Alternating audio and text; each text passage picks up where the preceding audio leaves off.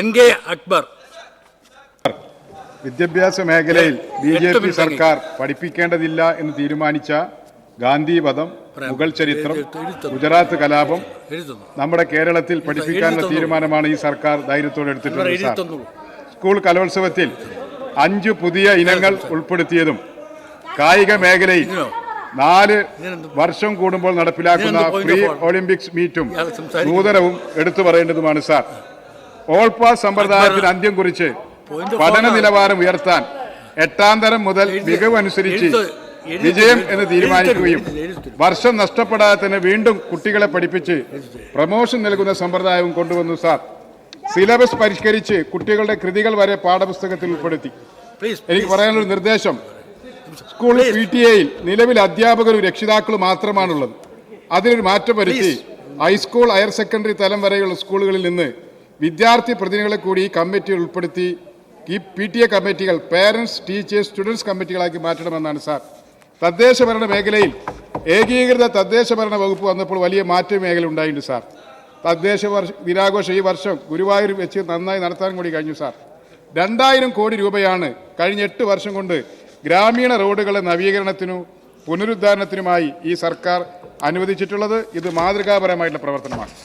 സമീപകാലത്ത് ആരംഭിച്ച job station പദ്ധതി വമ്പൻ പ്രതികരണമാണ് ഉദ്യോഗാർത്ഥികളിൽ നിന്ന് ലഭിക്കുന്നത്. വിജ്ഞാന കേരള പദ്ധതി ഒരു സാക്ഷരതാ പ്രസ്ഥാനം പോലെ, ജനകീയാസൂത്രണ പ്രസ്ഥാനം പോലെ ശ്രദ്ധേയമാകുന്നു. 10 ലക്ഷം പേർക്ക് തൊഴിൽ നൽകാൻ കഴിയുന്ന രീതിയിലും ട്രെയിനിങ് ഉൾപ്പെടെ നൽകി നമ്മുടെ മനുഷ്യ വിഭവശേഷിയെ പരമാവധി പ്രയോജനപ്പെടുത്താനുള്ള ഒരു പദ്ധതിയാണ് സാർ. കെ സ്മാർട്ട് മാതൃഭൂമി ആശുപത്രിയിലെ വെബിനിവേശം പദ്ധതി കൈകാര്യം ചെയ്യുന്ന രാംമോഹൻ പാലിയത്തിന്റെ അടക്കം പ്രശംസ പിടിച്ചു പറ്റുകയുണ്ടായി. ജനനം, മരണം, വ്യാപാര വ്യവസായ ലൈസൻസ്, വസ്തുനികുതി, ബിൽഡിംഗ് പെർമിറ്റ്, പൊതുജന പരാതി പരിഹാരം എന്നിവ കെ സ്മാർട്ട് വഴി ചെയ്യാൻ കഴിയുന്നത് വിദേശ മലയാളികൾ ഉൾപ്പെടെ വലിയ അനുഗ്രഹമാണ് സാർ. വീഡിയോ KYC-യിലൂടെ ലോകത്തേത് കോണിലിരുന്നും വിവാഹം രജിസ്റ്റർ ചെയ്യാൻ കഴിയുന്നു. GIS സാങ്കേതിക വിദ്യയിലൂടെ നിമിഷങ്ങൾക്കുള്ളിൽ കെട്ടിടം നിർമ്മിക്കാനുള്ള പെർമിറ്റ്, നോ യുവർ ലാൻഡ് എന്ന ഫീച്ചറിലൂടെ ഒരു സ്ഥലത്ത് ഭൂമിയിൽ ഏതെല്ലാം തരത്തിലുള്ള ബിൽഡിങ്ങുകൾ ആണ് നിർമ്മിക്കാൻ കഴിയുന്നതെന്ന് അറിയുന്നു. ഇന്ത്യയിൽ ആദ്യമായി ഒരു നഗരനയം നടപ്പിലാക്കിയ സംസ്ഥാനമാണ് കേരളം. കാരണം കേരളം ഒരു നഗരമായി മാറിക്കൊണ്ടിരിക്കുകയാണ് സാർ. തീർച്ചയായും അഭിനന്ദനാർഹമായ ഒരു കാര്യമാണ് സാർ. തൊഴിൽ നികുതി പുതുക്കിയതുമായി ബന്ധപ്പെട്ടൊരു അപാകം നിലനിൽക്കുന്നുണ്ട്. അത് പരിഹരിക്കാൻ നടപടി സ്വീകരിക്കണം സാർ. നമ്മുടെ കണ്ടീജന്റ് മേഖലയിൽ 10 വർഷം പൂർത്തിയായ താൽക്കാലിക തൊഴിലാളികളെ സ്ഥിരപ്പെടുത്തണം എന്നൊരു അഭ്യർത്ഥനയുണ്ട്. എംപ്ലോയ്മെന്റ് എക്സ്ചേഞ്ച് വഴിയല്ലാതെ ശുചീകരണ തൊഴിലാളികളെ പല നഗരസഭകൾ നിയമിക്കുന്നു. ഇത് തടയാൻ കർശനമായ നടപടി സ്വീകരിക്കണം സാർ. സാമ്പത്തിക സ്ഥിതി മെച്ചപ്പെട്ട കൗൺസിൽ ശുപാർശ ചെയ്തതുമായ സ്ഥലങ്ങളിൽ കണ്ടീജന്റ് തൊഴിലാളികൾ അധിക പോസ്റ്റ് അനുവദിക്കാൻ നടപടി ഉണ്ടാവണം സാർ. പല കണ്ടീജന്റ് തൊഴിലാളികളും ജോലിയിൽ സ്ഥിരപ്പെടുന്നത് 1 വർഷം വിരമിക്കാൻ മാത്രം സമയമുള്ള സന്ദർഭങ്ങളിലാണ്. അതുകൊണ്ട് അവരുടെ താൽക്കാലിക സർവീസ് കൂടി അവരുടെ പെൻഷൻ സമ്പ്രദായത്തിൽ അവരുടെ സേവന കാലാവധിയായി കണക്കാക്കണമെന്ന് അഭ്യർത്ഥിക്കുകയാണ് സാർ.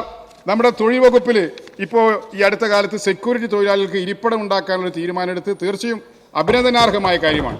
കാരണം തൃശ്ശൂരിൽ വർഷങ്ങൾക്ക് മുമ്പ് സെക്യൂരിറ്റി ജീവനക്കാരനായ ചന്ദ്രബോസിനെ അടിച്ചു കൊന്ന സംഭവമെല്ലാം നമുക്കറിയാവുന്ന ഒരു കാര്യമാണ്. സ്കീം വർക്കേഴ്സ് തൊഴിലാളികളെ തൊഴിൽ നിയമങ്ങളുടെ പരിധിയിൽ കൊണ്ടുവന്ന് പരിരക്ഷിക്കാൻ സംസ്ഥാന സർക്കാർ കേന്ദ്ര സർക്കാരിൽ സമ്മർദ്ദം ചെലുത്തണമെന്ന് അഭ്യർത്ഥിക്കുകയാണ് സാർ. നിലവിൽ ജോലി ചെയ്യുന്ന ചുമട്ടു തൊഴിലാളികളുടെ തൊഴിൽ നഷ്ടപ്പെടുന്ന രീതിയിൽ ചില കോടതി വിധികളും വ്യാപാരികളുടെ ഭാഗത്തിലെ ശ്രമങ്ങളുമെല്ലാം ഉണ്ടാകുന്നുണ്ട്. ഇത് തടയുന്നതിനും ചുമട്ടു തൊഴിലാളികളെ തൊഴിൽ സംരക്ഷിക്കുന്നതിനും വേണ്ടി വന്നാൽ നിയമത്തിൽ ഭേദഗതി വരെ കൊണ്ടുവരുന്നതിന് വേണ്ടിയുള്ള നടപടി സ്വീകരിക്കണമെന്ന് അഭ്യർത്ഥിക്കുകയാണ്. അതുപോലെ തന്നെ സാർ, പാചകവാതക വിതരണ മേഖലയിൽ ഡ്രൈവർ, ഡെലിവറി ബോയ് എന്നത് രണ്ട് തൊഴിലുകളാണ്. 2 ആളുകൾ ചെയ്യേണ്ട തൊഴിലുമാണിത്. ഇപ്പോഴും ഇതിൽ അവ്യക്തത നിലനിൽക്കുന്നത് കൊണ്ട് പല ഏജൻസി ഉടമകളും 2 തൊഴിലും ഒരു തൊഴിലാളിയെ കൊണ്ട് ചെയ്യിക്കുന്ന ഒരു സ്ഥിതിയുണ്ട്. ഇത് അങ്ങയുടെ അടിയന്തര ഇടപെടൽ നടത്തിക്കൊണ്ട് വ്യക്തത വരുത്തണം എന്ന് അഭ്യർത്ഥിക്കുന്നു.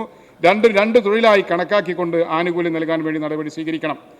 കായിക മേഖലയിൽ ഒട്ടേറെ ശ്രദ്ധേയമായ കാര്യങ്ങളാണ് മന്ത്രിയും വകുപ്പും ചെയ്തുകൊണ്ടിരിക്കുന്നത്.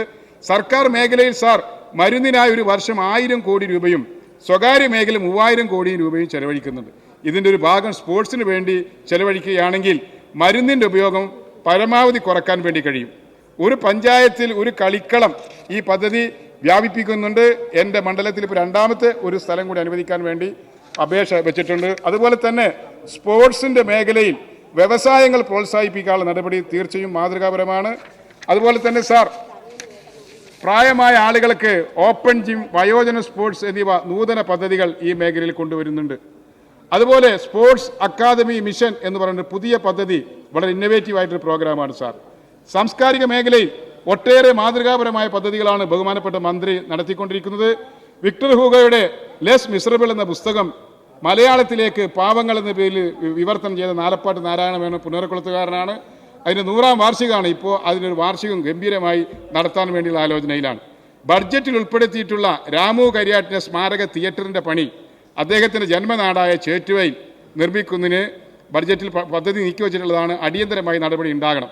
വനിതകൾക്കും പട്ടികജാതി വിഭാഗക്കാർക്കും സിനിമ നിർമ്മിക്കാൻ 1.5 കോടി രൂപ ധനസഹായം നൽകിയത് വലിയ മാറ്റത്തിന് കാരണമായിട്ടുണ്ട്. വജ്ര ജൂബിലി ഫെലോഷിപ്പ് ക്ലാസിക്കുകളുടെ വളർച്ചയ്ക്ക് വലിയ ആശ്വാസമാണ്. ബഹുമാനപ്പെട്ട മന്ത്രി അഭിനന്ദിക്കുകയാണ്. സാർ, നമ്മുടെ കലാമണ്ഡലം ഒരു ഡീംഡ് യൂണിവേഴ്സിറ്റിയാണ്. ചില സാമ്പത്തിക ബുദ്ധിമുട്ടുകൾ ഇപ്പോൾ നേരിടുന്നുണ്ട്.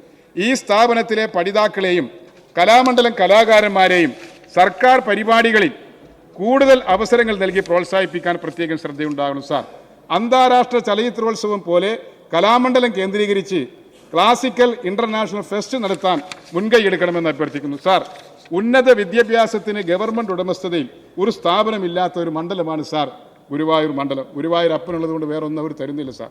16 ഹയർ സെക്കൻഡറി വിദ്യാലയങ്ങൾ മണ്ഡലത്തിലുണ്ട്. ഇതിൽ 5 ഒഴികെ 11 സർക്കാർ എയ്ഡഡ് വിദ്യാലയങ്ങളാണ്. ഒരു പോളിടെക്നിക്കോ ഒരു ITO പോലും മണ്ഡലത്തിലില്ല. ഇക്കാര്യത്തിൽ ബന്ധപ്പെട്ടവർ പ്രത്യേകം ശ്രദ്ധിക്കണം എന്ന് അഭ്യർത്ഥിക്കുന്നു. ബഹുമാനപ്പെട്ട ഫിഷറീസ് വകുപ്പ് മന്ത്രി അദ്ദേഹം തീരസഭയുടെ ഭാഗമായി അവിടെ ഒരു കുഫോസിൻ്റെ ഒരു സബ് സെൻറ്റർ അവിടെ അനുവദിക്കുകയുണ്ടായി. അതിനെ അങ്ങേ അഭിനന്ദിക്കുകയാണ്. MLA ഫണ്ട് ഉപയോഗപ്പെടുത്തിക്കൊണ്ട് 50 ലക്ഷം രൂപ ചെലവഴിച്ച് അവിടെ അതിൻ്റെ കെട്ടിടത്തിൻ്റെ പണിയും പൂർത്തിയാക്കിയിട്ടുണ്ട്. എന്നാൽ അതിൻ്റെ സബ് സെൻറ്റർ പ്രവർത്തനം ഇതുവരെ ആരംഭിച്ചിട്ടില്ല. അക്കാര്യത്തിൽ ഒരു പ്രത്യേക ഇടപെടൽ മന്ത്രിയുടെ ഭാഗത്ത് നിന്നുണ്ടാകണമെന്ന് അഭ്യർത്ഥിക്കുന്നു.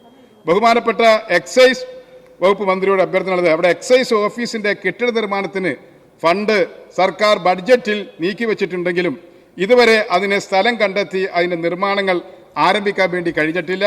അതുകൊണ്ട് എക്സൈസ് ഓഫീസിൻ്റെ പ്രവർത്തനങ്ങൾ സമയബന്ധിതമായി പൂർത്തിയാക്കുന്നതിനും ഓഫീസിൻ്റെ നിർമ്മാണം അതിവേഗത്തിൽ നടപ്പിലാക്കുന്നതിനും വേണ്ടിയിട്ടുള്ള നടപടികൾ ഉണ്ടാകണമെന്ന് ബഹുമാനപ്പെട്ട എക്സൈസ് വകുപ്പ് മന്ത്രിയോടും ഈ ഒരു സന്ദർഭത്തിൽ അഭ്യർത്ഥിക്കുകയാണ്.